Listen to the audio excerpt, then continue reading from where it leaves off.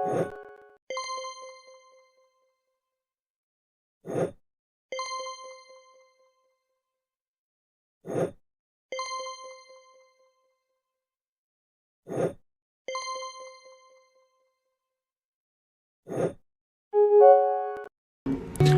ini kita akan bercerita tentang Abu Nawas. Judulnya adalah Lolos dari Maut, Abu Nawas mengolah ladang dari dalam penjara. Nonton sampai habis ya ceritanya, karena di akhir cerita kita akan menjelaskan pelajaran apa yang bisa kita ambil dari cerita ini. Dan jangan lupa subscribe channel ini ya, agar channel ini bisa terus upload video-video yang bermanfaat. Karena dianggap hampir membunuh Baginda, maka Abu Nawas mendapat celaka. Dengan kekuasaan yang absolut, Baginda memerintahkan prajurit-prajuritnya langsung menangkap dan menyeret Abu Nawas untuk dijebloskan ke penjara. Waktu itu, Abu Nawas sedang bekerja di ladang karena musim tanam kentang akan tiba. Ketika para prajurit kerajaan tiba, ia sedang mencangkul, dan tanpa alasan yang jelas mereka langsung menyeret Abu Nawas sesuai dengan titah Baginda. Abu Nawas tidak berkutik. Kini ia mendekam di dalam penjara. Beberapa hari lagi kentang-kentang itu harus ditanam, sedangkan istrinya tidak cukup kuat untuk melakukan pencangkulan.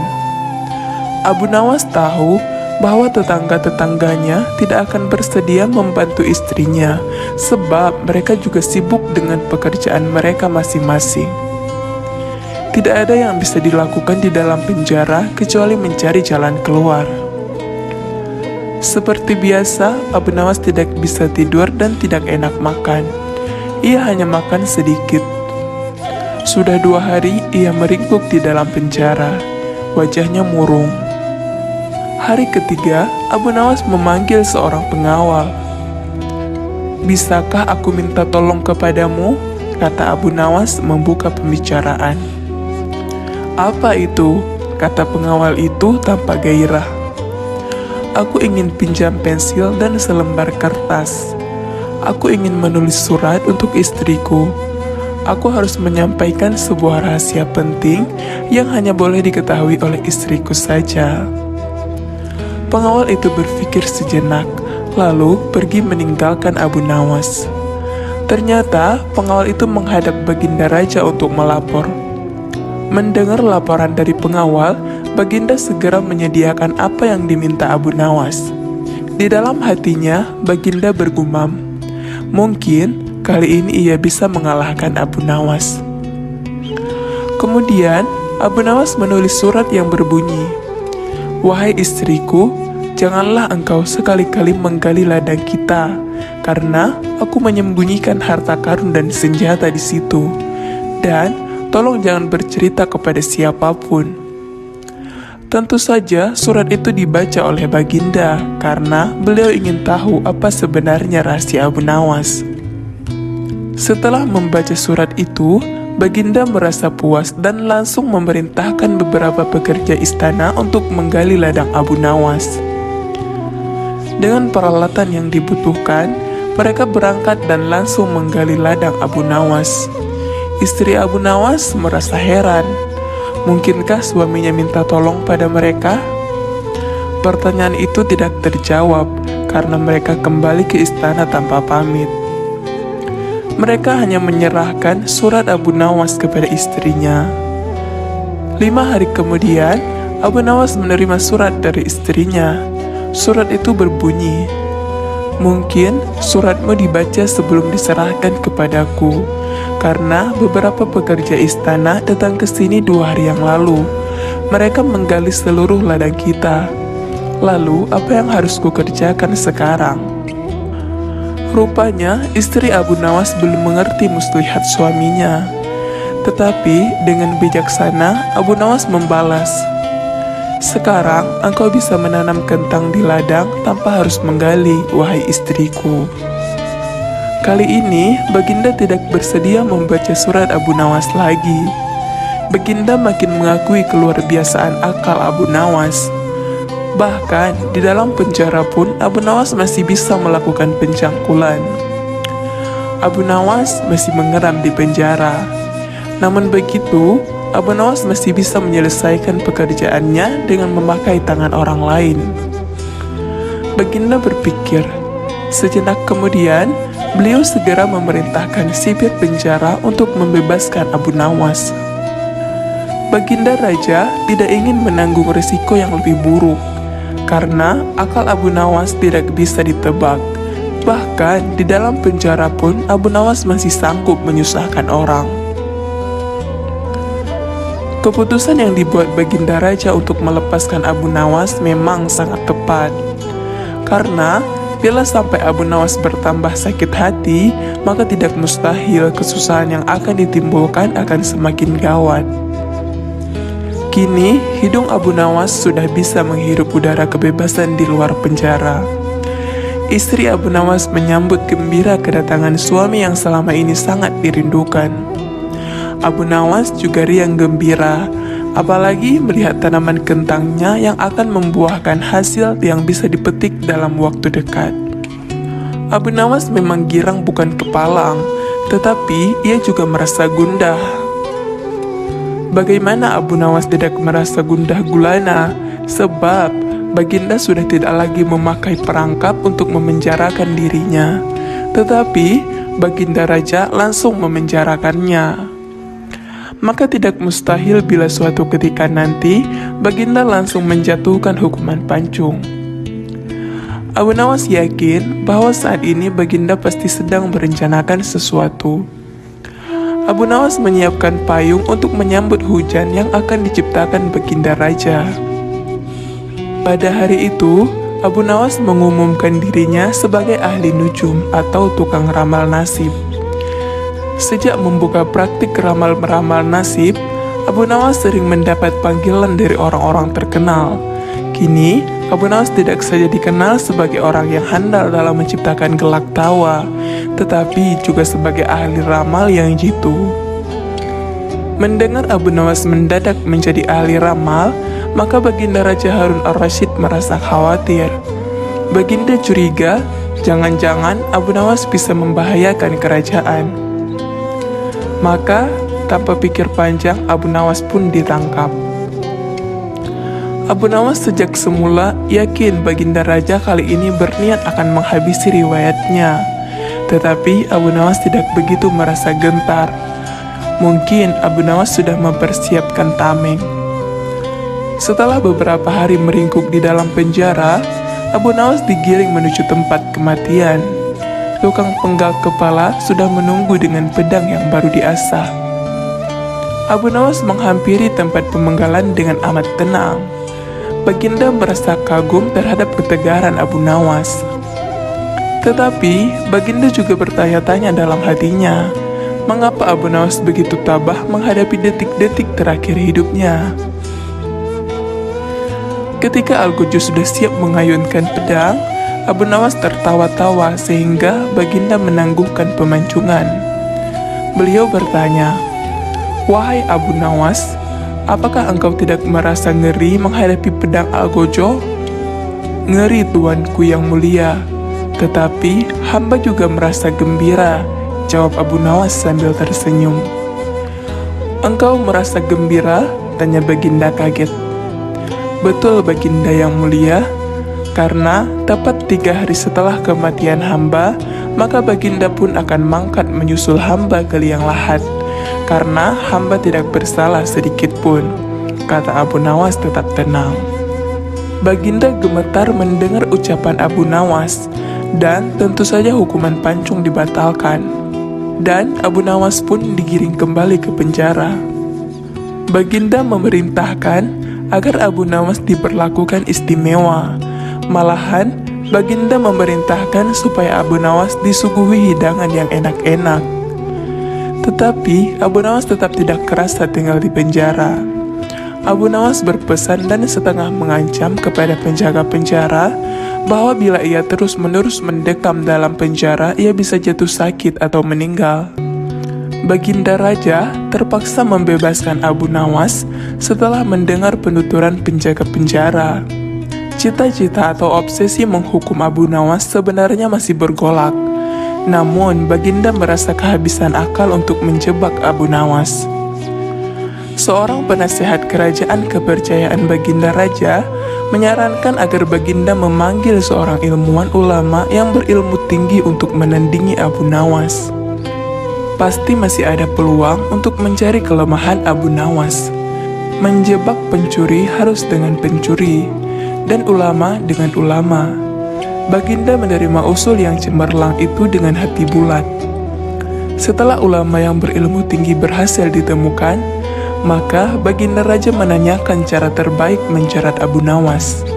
Ulama itu memberitahu cara-cara yang paling jitu kepada Baginda Raja. Baginda Raja manggut-manggut setuju. Wajah Baginda tidak lagi murung. Apalagi ulama itu menegaskan bahwa ramalan Abu Nawas tentang takdir kematian Baginda Raja sama sekali tidak mempunyai dasar yang kuat. Tiada seorang pun manusia yang tahu kapan dan di bumi mana ia akan mati, apalagi tentang ajal orang lain. Ulama andalan Baginda Raja mulai mengadakan persiapan seperlunya untuk memberikan pukulan fatal bagi Abu Nawas. Siasat pun dijalankan sesuai rencana. Abu Nawas terjerembab ke lubang siasat sang ulama. Abu Nawas melakukan kesalahan yang bisa menghantarnya ke tiang gantungan atau tempat pemancingan. Benarlah peribahasa yang berbunyi, sepandai-pandai tupai melompat, pasti suatu saat akan terpeleset. Kini, Abu Nawas benar-benar mati kutu. Sebentar lagi, ia akan dihukum mati karena jebakan sang ilmuwan ulama. Benarkah Abu Nawas sudah keok? Kita lihat saja nanti. Banyak orang yang merasa simpati atas nasib Abu Nawas, terutama orang-orang miskin dan tertindas yang pernah ditolongnya.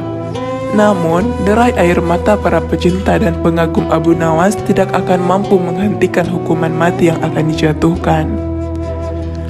Baginda Raja Harun Ar-Rasyid benar-benar menikmati kemenangannya. Belum pernah Baginda terlihat seriang sekarang. Keyakinan orang banyak bertambah mantap. Hanya satu orang yang tetap tidak yakin bahwa hidup Abu Nawas akan berakhir setragis itu, yaitu istri Abu Nawas. Bukankah Allah Azza wa Jalla lebih dekat daripada urat leher? Tidak ada yang tidak mungkin bagi Allah yang maha gagah. Dan kematian adalah mutlak urusannya.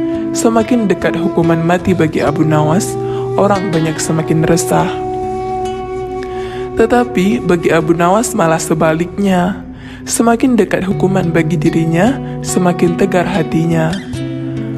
Baginda Raja tahu bahwa ketenangan yang ditampilkan Abu Nawas hanyalah merupakan bagian dari tipu dayanya. Tetapi Baginda Raja telah bersumpah pada diri sendiri bahwa beliau tidak akan terkecoh untuk kedua kalinya. Sebaliknya, Abu Nawas juga yakin selama nyawa masih melekat, maka harapan akan terus menyertainya. Tuhan tidak mungkin menciptakan alam semesta ini tanpa ditaburi harapan-harapan yang menjanjikan. Bahkan dalam keadaan yang bagaimanapun gawatnya. Keyakinan seperti inilah yang tidak dimiliki oleh Baginda Raja dan ulama itu. Seketika suasana menjadi hening. Sewaktu Baginda Raja memberi sambutan singkat tentang akan dilaksanakan hukuman mati atas diri terpidana mati Abu Nawas, kemudian tanpa memperpanjang waktu lagi, Baginda Raja menanyakan permintaan terakhir Abu Nawas. Dan permintaan inilah yang paling dinanti-nantikan Abu Nawas. Adakah permintaan yang terakhir? Tanya Baginda Raja. Ada, Paduka yang mulia, jawab Abu Nawas singkat. Sebutkan, kata Baginda. Sudilah kiranya hamba diperkenankan memilih hukuman mati yang hamba anggap cocok, wahai Baginda yang mulia. Pinta Abu Nawas. Baiklah, kata Baginda menyetujui permintaan Abu Nawas. Paduka yang mulia, yang hamba pinta adalah, bila pilihan hamba benar, hamba bersedia dihukum pancung. Tetapi, jika pilihan hamba dianggap salah, maka hamba dihukum gantung saja, kata Abu Nawas memohon. Engkau memang orang yang aneh. dalam saat-saat yang amat genting pun, engkau masih sempat bersenda gurau. Tetapi ketahuilah, bagiku segala tipu muslihatmu hari ini tidak akan bisa membawamu kemana-mana, kata Baginda sambil tertawa.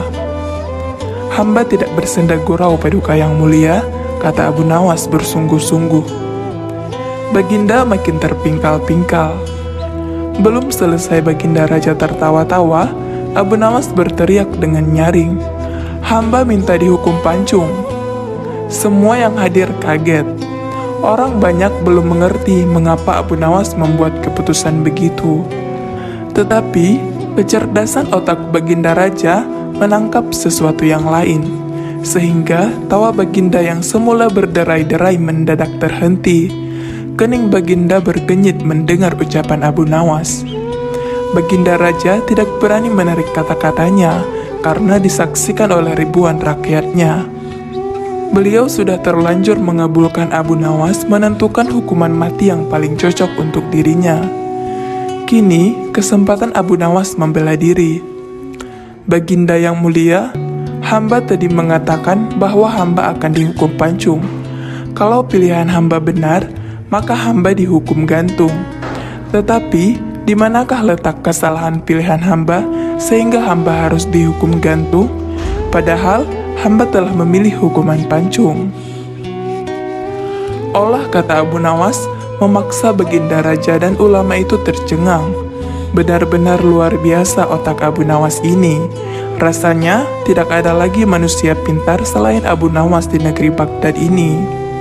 Abu Nawas, aku mengampunimu, tetapi sekarang jawablah pertanyaanku ini. Berapa banyakkah bintang di langit? Tanya Baginda Raja. Oh, gampang sekali tuanku, jawab Abu Nawas. Iya, tapi berapa? 100 juta? 100 miliar? Tanya Baginda. Bukan tuanku, cuma sebanyak pasir di pantai, jawab Abu Nawas. Kau ini, bagaimana bisa orang menghitung pasir di pantai? Jawab Baginda Raja. Bagaimana pula orang bisa menghitung bintang di langit? Kata Abu Nawas. Baginda tertawa ngakak. Kau memang penggeli hati, kata Baginda. Kau adalah pelipur laraku. Abu Nawas, mulai sekarang jangan segan-segan, sering-seringlah datang ke istanaku. Aku ingin selalu mendengar lelucon-leluconmu yang baru, kata Baginda. Siap Baginda, jawab Abu Nawas. Dari cerita ini dapat diambil pelajaran bahwa jika ajal belum menghampiri, maka tidak ada seorang pun yang bisa membunuh seseorang yang lain. Sesuatu yang bernyawa tidak akan mati melainkan dengan izin Allah, sebagai ketetapan yang telah ditentukan waktunya. Barang siapa menghendaki pahala dunia, niscaya kami berikan kepadanya pahala dunia itu. Dan barang siapa menghendaki pahala akhirat, kami berikan pula kepadanya pahala akhirat itu. Dan kami akan memberi balasan kepada orang-orang yang bersyukur. Al-Quran Surah Ali Imran ayat 145.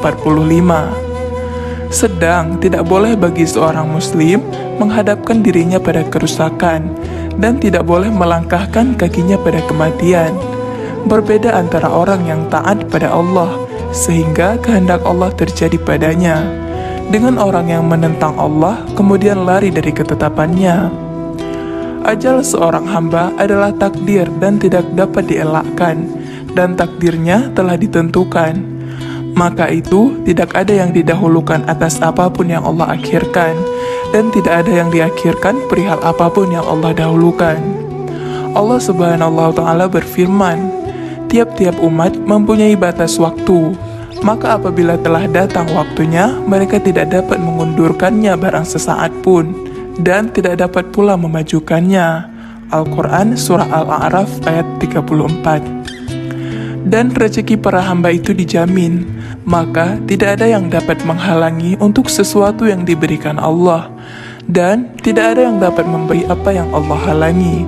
Sebagaimana diriwayatkan Abdullah bin Mas'ud berkata, Rasulullah Shallallahu Alaihi Wasallam bersabda, sungguh tidak ada satupun yang mendekatkan kalian ke surga dan menjauhkan kalian dari neraka kecuali aku telah memerintahkannya kepada kalian. Dan tidak ada satupun yang mendekatkan kalian ke neraka dan menjauhkan kalian dari surga kecuali aku telah melarangnya atas kalian. Dan sungguh Ar-Ruhul Amin atau malaikat Jibril yang terpercaya telah menyampaikan kepadaku bahwa tidak akan mati satu jiwa sampai dia menyempurnakan rezekinya. Maka bertakwalah kepada Allah dan perbaguslah dalam mencari rezeki. Dan sekali-kali janganlah lambatnya rezeki menjadikan kalian mencarinya dengan bermaksiat kepada Allah. Karena sesungguhnya tidak akan diraih apa yang ada di sisi Allah kecuali dengan menaatinya. Hadis riwayat Al-Baihaqi.